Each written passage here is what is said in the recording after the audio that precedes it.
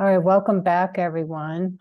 This is Mary Beth Carter, co-chair of the conference, and this afternoon, we're into afternoon and Pacific time. I'm happy to introduce Daniela Boccassini. Her presentation is entitled "The Way That Leads to Water Leads to Soul: Jung's Close Encounters with Khidr and His Avatars." Daniela Boccassini is a professor of Italian and Romance literature and cultures at the University of British Columbia. Her research focuses on transformative and initiatory processes from alchemy to falconry, and on authors who address the process of inner transformation, from Dante to Montaigne and from C.G. Jung to Henri Corbin. She has written on Renaissance spiritual descent and on the symbolic processes related to falconry as inner training. More recently, she has published various articles on Dante and Jung, as well as on Jung's Red Book. Deep ecology, literature, and archetypal psychology are the focus of her recent upcoming publications. Transmutatio, The Hermetic Way to Happiness, and Oika Sophia, From the Intelligence of the Heart to Eco-Philosophy, and Via Nova, Emergences of the Beyond, from Lascaux to Today. So it's a pleasure that we welcome Daniela Boccassini. Thank you, Mary Beth, and good afternoon to all of you. It's a pleasure to be with you. I'm so sorry that Fred cannot be with us. We had discussed our project of a common thread to bed. And so anyway, let's begin with this: the way that leads to water leads to soul. What I would like to do in this half hour is first to,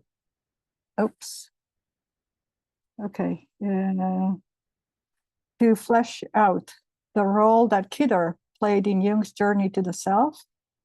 And then, let's see if, yes. And then focus on the role that the feminine, the anima, played in the process.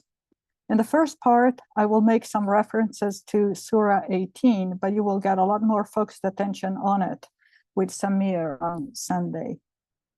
So let's begin with Jung meets Khidr. Jung's first in print references to Khidr occurs in his 1912 book, Psychology of the Unconscious, where Khidr is evoked along with Alexander the Great and Moses as instances of archetypal pairs of friends, as reminders that the gods or figures like Khidr are our immortal part which continues intangibly to exist. 40 years later, in the revised edition of the book, Jung added, "This is our immortality, the link through which man feels inextinguishably one with the continuity of all life."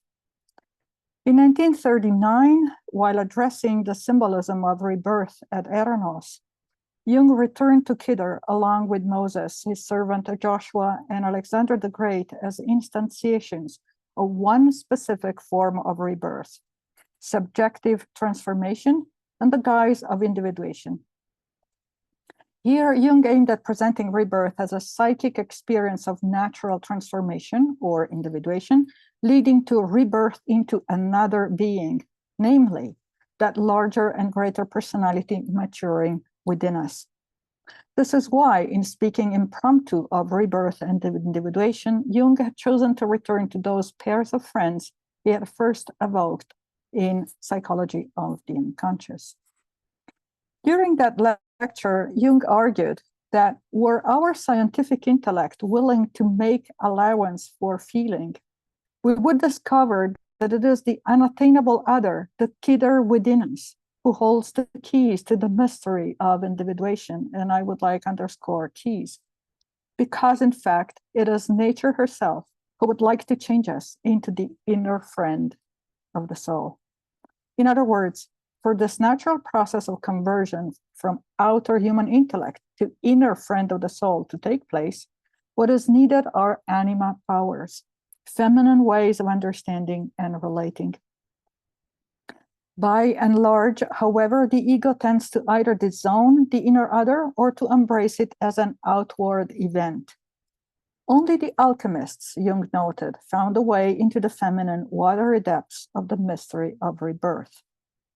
Some of them understood that what the process intended to bring forth was in fact not a personal transformation, but the transformation of what is mortal in me into what is immortal. This view of rebirth, he concluded, dated back to ancient Egypt, thus cryptically pointing to a possible pathway connecting Khidr as a figure which plays a great role in Islamic mysticism directly to ancient Egypt. Before turning to that lost possible pathway, we need to ask ourselves, where in the story of Moses and his servant Joshua ben Nun does rebirth take place? Because, let's admit it, in Surah 18, neither Moses nor his servant Joshua ever come to act in a Khidr-like manner, never seem to get transformed or reborn into Khidr's astonishingly eccentric ways. Or do they? What is it that gets transformed in Moses' encounter with Khidr? This is what Jung was interested in exploring. Everything plays out in this impromptu lecture as if Jung, just like Moses, was speaking of rebirth out of his own direct experience, but also as if Jung, just like Moses, was reluctant openly to share that lived experience with his people, the infidels. According to the Surah, Moses is the man who seeks, and in his quest for the place of the middle, the place where the two seas meet, he is accompanied by his shadow, the servant or lower man, whom Jung readily identifies with Joshua, the son of Nun. And Nun, Jung points out, is a name for fish. Characteristically, Jung concludes this is neither Moses nor Joshua who is transformed, but the forgotten fish. As for Khidr, it looks almost as if he himself had been the fish. And indeed, the connection of Khidr to the fish was central to the legend over time. In other words, the birth of the self is a psychic factor whose emergence is and remains de facto inaccessible to consciousness. What is capable of transformations is just this root of consciousness, whose personification represents symbolically and metonymically the higher unity of conscious and unconscious. The takeaway here is that it's their witnessing the emergence of Khidr as fish from the waters that changes Moses and Joshua's relation to the fish, to the waters, and to themselves. Did they make allowances for feeling in that awakening? Jung doesn't say, but it does not seem entirely preposterous to suppose that something feminine had to flicker at the edge of their vision in order for Joshua to see the fish leap out of the basket, and for Moses to see Khidr emerge at the place of the fish. 2 years before, in 1937, Jung had spoken at Ascona about the visions of Zosimus, an Egyptian Gnostic of the 3rd century, whose alchemical preoccupations revolved around the very aqua permanens that Moses' fish had instantly recognized and leaped into, a divine water endowed with the power of transformation. The only one who seeks this water is the anima, along with the fish, as the link between body and spirit, between the inner and the outer anthropos, the earthly and the divine, the mortal and the immortal, as the mediator between the archetypal pair of friends that Khidr and Moses, or Khidr and Alexander the Great, represent. We thus come to see what in Surah 18 remained shadowed. Khidr, like the fish, cannot exist without his feminine counterpart, Dea Natura, out of whose watery depths the arcanum manifests. We'll return to this feminine counterpart of Khidr as manifestation of the self. And for now, we're going to see how Khidr meets Jung. Now that both the black books and the red books are in print, what transpires is that there was another side to Jung's relationship to Khidr. What those pages are witness to is indeed a drama of death and rebirth, which unfolds in the depths of a visionary beyond in ways that are archetypally akin to those outlined in Surah 18. And however briefly, this is how. One of the figures that emerged for Jung out of the unconscious was Philemon. Psychologically, Jung noted Philemon represented superior insight. Philemon makes his first appearance in the Black Box on January 27, 1914. Just over a month before, on December 21, 1913, he had been preceded by one of his historical mythical avatars, that is to say, Elijah, who looked like one of the old prophets, a black serpent and a beautiful blind maiden as his companions. On May 20th, 1917, Jung's eye asked the soul to ask Philemon who he is and what he is to me. He also wanted to know who is Phanes, the luminous one, who had been born to him some time before. What follows is a dialogue between the anima and Philemon, Jung acting as the silent witness, the humble note taker. Let us hear what Philemon's answer is. This man would like to know who I am. I am Khidr, entering youth in old age. When my work is complete, I will have become the seed of the beginning. This man is my work, which I have built from star seed. Yes, he plunged from the intermediate and supplied the occasion for form. He formed me, I formed him. He kissed the earth, and I the sun. I am the master. In the second part of the dialogue, Philemon Khidr addresses the soul, who in her blindness fails to see the relationship that binds her to each and all of these figures, even as she is their soul connector. Prompted by Philemon, the soul asks, what was I, and what will become of me? In an attempt to open her eyes, Philemon reminds her that I was Elijah, you were Salome. You are eternally my daughter. You're my daughter from the beginning. You are united. We are united in the fullness of the pleroma, in the eternal non-existent mother, which is your mother and mine. You are my mother, my sister, my wife. I produced this man from you, and I will become my son and my son's son. Here we see how soul is brought to remember who she is. Philemon Khidr's eternal daughter, and at the same time, also Elijah's blind daughter Salome, and also Jung's own soul, herself about to experience a transformation, just as Philemon and this man are bound to. The anima and Philemon Khidr are not the only archetypal figures that these imaginal dialogues constellate. Another presence emerges in relation to Philemon in the fall of 1917. And this is Ka, whom Philemon understands as his inseparable shadow, the son of darkness. In time, Jung said, I was able to integrate both figures through the study of alchemy. When Phanes, the child god of light, first manifested to Jung, Jung made paintings of him. In these images, Phanes is represented as a theophany, appearing through darkness, above a symbol of rebirth as totality, a star figure, where the Greek cross inscribed within the circle indicates the reunion of opposites, the four into one. Two towering figures rise to form columns of the arch within which this imaginal scene is inscribed. It's very pale, but I think you can see it. They are Philemon to the right and Ka to the left. Philemon holds in his hands the text of the 7 sermons to the dead. Ka, that which he likes to build, a house, a palace, a dwelling or a tomb, a lodging for eternity.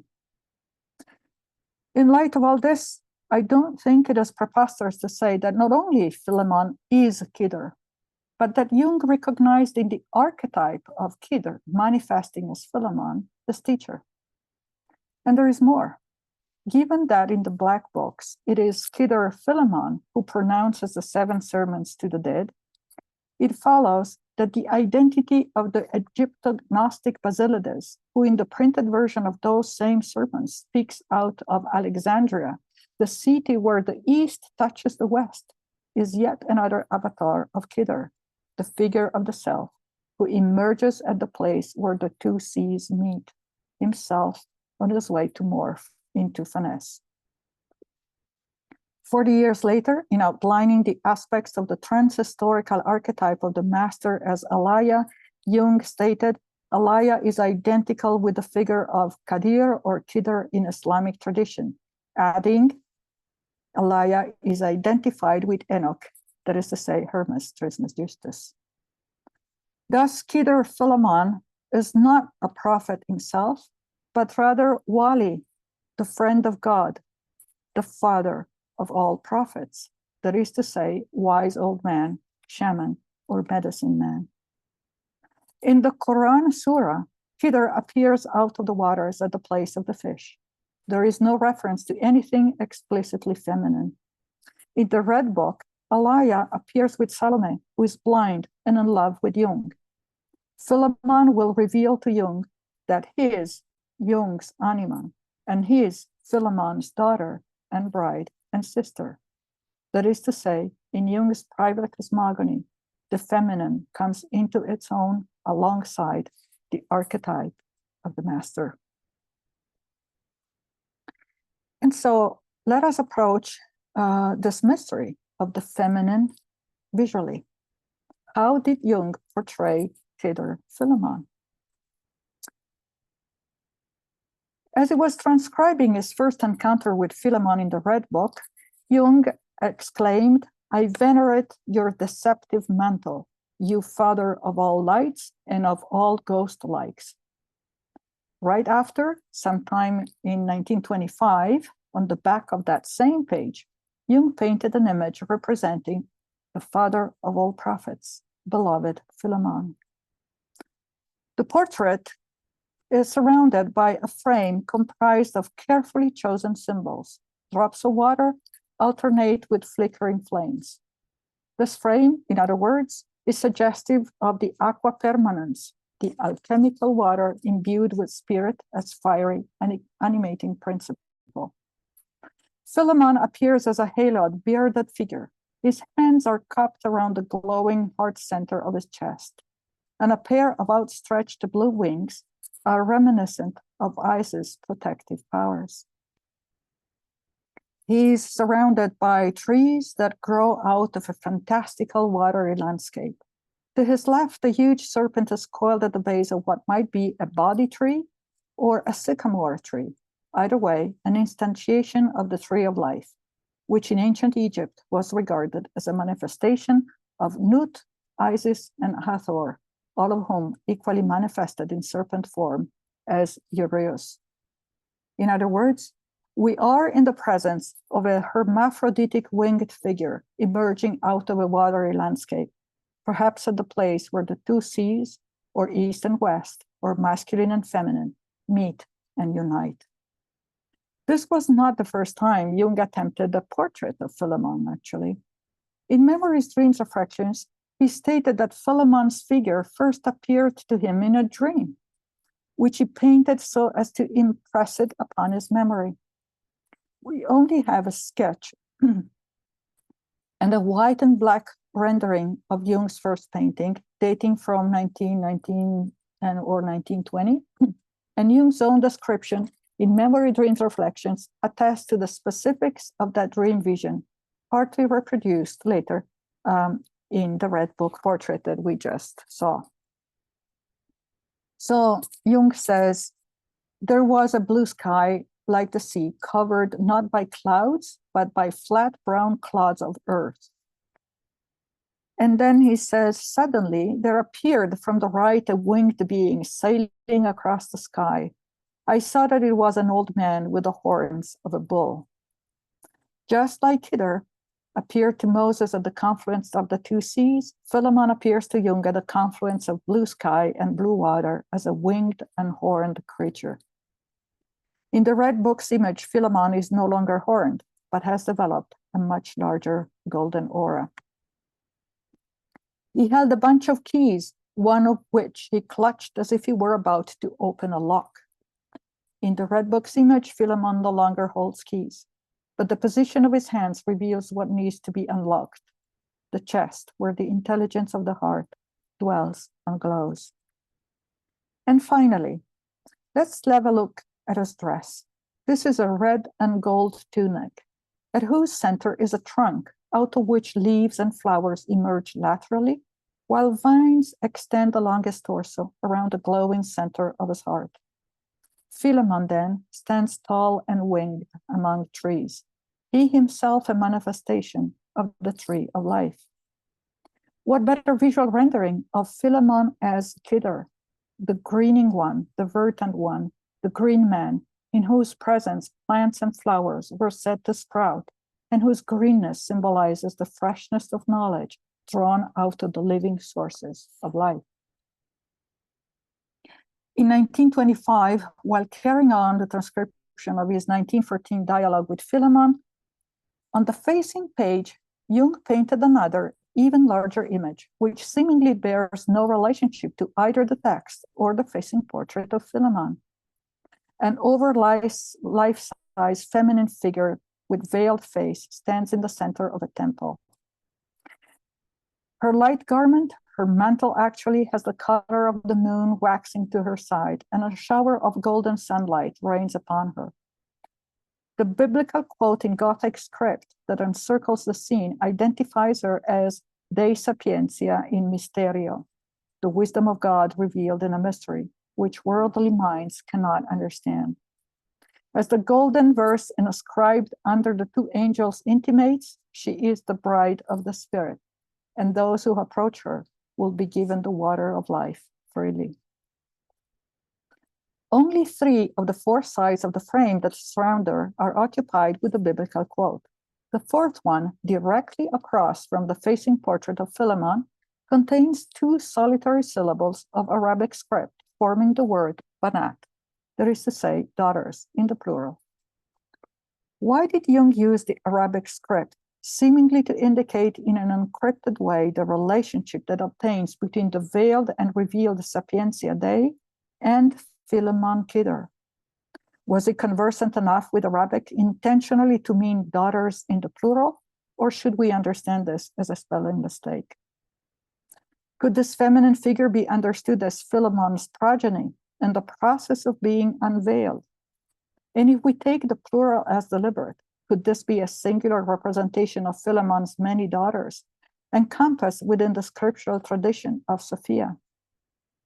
If we follow this path, we might understand the Sapientia Dei, of which Khidr Philemon was an epiphany, as now in the process of manifesting in its age-old feminine guise, yet in the plural, as the anima of each and every one of Khidr's disciples.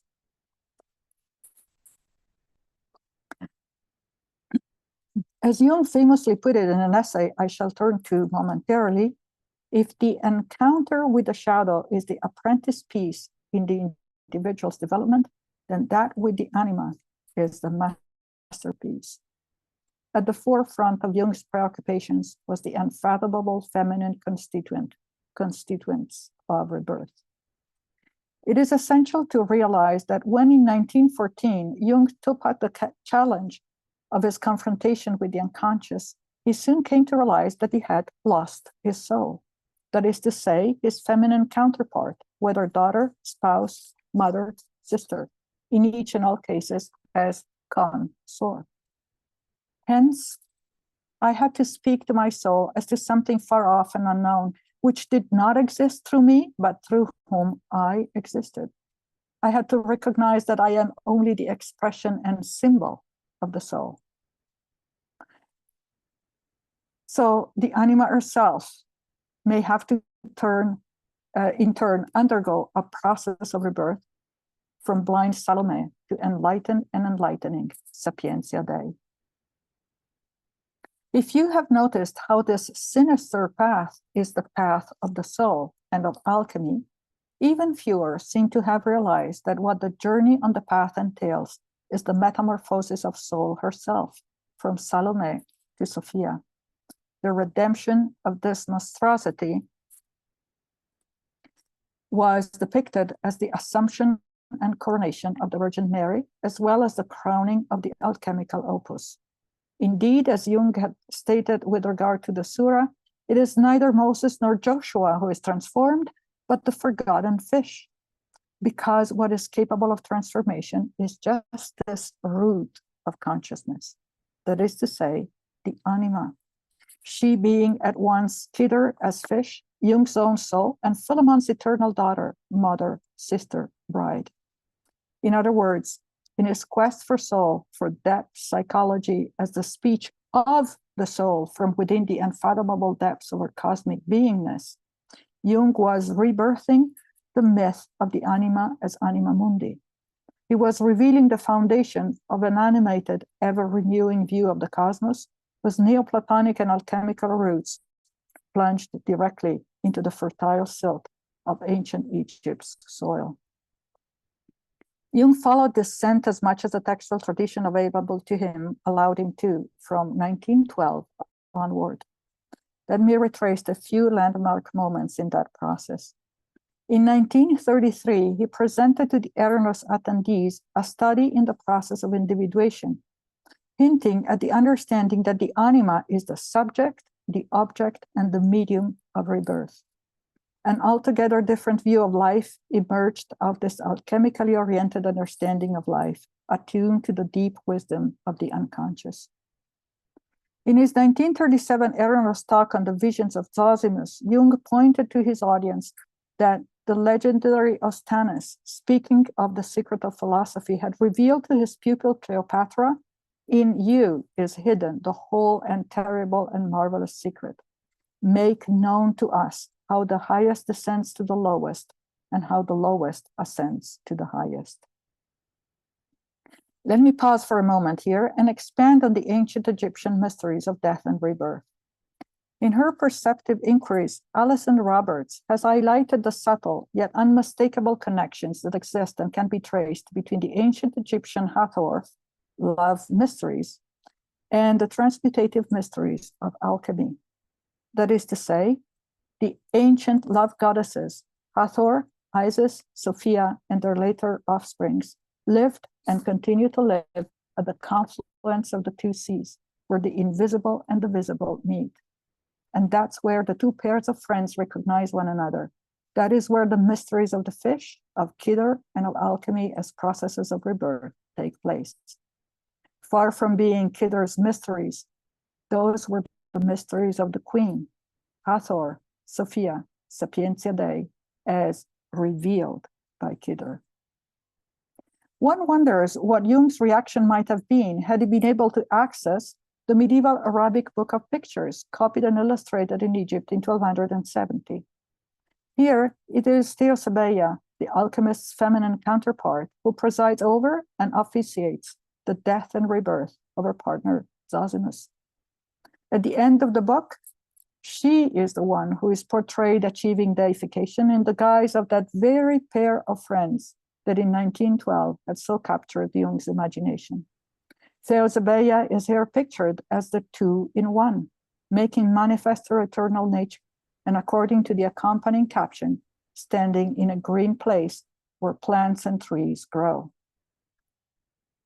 Finally, in the 1934 Eranos lecture on the archetypes and the collective unconscious, while striving to awaken once again for his audience the memory of the treasure that lies hidden in the depths of the unconscious, Jung stated that when unacknowledged by ego-centered consciousness, the spirit becomes heavy and turns to water, so that whoever wishes to recover a connection to the spirit shall go the way of the soul that leads to water. The treasures that lie in those watery depths are of the collective unconscious are the archetypes, the first of which is the anima. The pages that follow are mesmerizing. The anima, says Jung, is conservative. She likes to appear in historic dress with a predilection for Greece and Egypt. If we persist long enough in our confrontation with their seemingly chaotic, cruel, and capricious ways, and accept to surrender our own powers to nature's higher powers, then it becomes possible for us to experience an archetype that up till then had lain hidden behind the meaningful nonsense played out by the anima. This is the archetype of meaning, just that the anima is the archetype of life itself. We're getting close, very close here, to the confrontation between Moses and Khidr, as played out, as if in a dream, by the anima as life in her irrational elfin nature. And indeed, Jung proceeds by evoking the dream of the wise magician, who goes back in direct line to the figure of the medicine man in primitive society, and who appeared to a young theological student who, just like Moses with Khidr and Jung with Philemon, was unable to make sense of what was presented to him.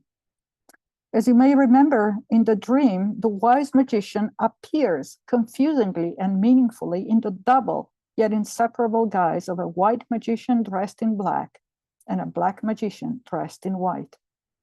It is the black magician who, following the tracks of the maiden horse, finds the lost keys of paradise. But he needs the white magician's help to figure out the secret of those keys. We are once again in the presence of the pair of friends, Moses and Khidr, Philemon and Ka, and of the teaching they impart. The magicians are indeed Daniela, the just a few aspects minutes of the remaining. wise old man. He is the father of the soul, and yet the soul, in some miraculous manner, is also his virgin mother. What an unbearably hard lesson for a young student of theology, Jung comments, tongue-in-cheek. In between the lines, we can almost hear the echo of his exasperating experiences with Philemon. And indeed, Jung continues by saying, fortunately, he, the young student, was not in the least aware that the father of all prophets had spoken to him in the dream and placed a great secret almost within his grasp. The father of all prophets.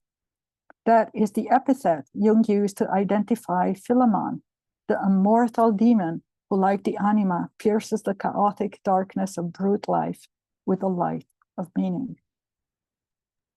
Daniela, just a couple Where minutes does all this, remaining. yes, I'm done. Where does all this land us? It lands us in the mystery of the inseparability between spirit and matter, of which psyche, anima, is the enigmatic living manifestation. Energy itself, which Jung states in earlier times was the secret fire of the alchemists, or the heat force inherent in matter, which borders on the primitive notion of an all-pervading force, a power of growth and magic healing that is generally called mana. The way that leads to water leads to soul. It leads to mana, to a wonder world that thinks and lives itself inseparably and of which we are a part. It is the world of water where the soul of everything living begins, where I am indivisibly this and that, where I experience the other in myself and the other than myself experiences me. This is the world of permeability and reciprocity between the human and the more than human worlds. And these are the keys to paradise that the black magician had found and that Philemon held in his hands. The way to the kingdom of heaven is pointed out by the anima and by the animal as anima. And that's where, Jung said in 1939, we come across the admonition, the kingdom of heaven is within you, and whoever shall know himself shall find it. Later, Jung chose a slightly different apocryphal saying to convey the same principle. Therefore, know yourselves, for you are the city, and the city is the kingdom. Follow the way of the water, and you will find the soul. And the soul will lead you to your higher self, to the father of all prophets. In her emergence, the anima shall reveal herself as both his and your inseparable consort. Thank you.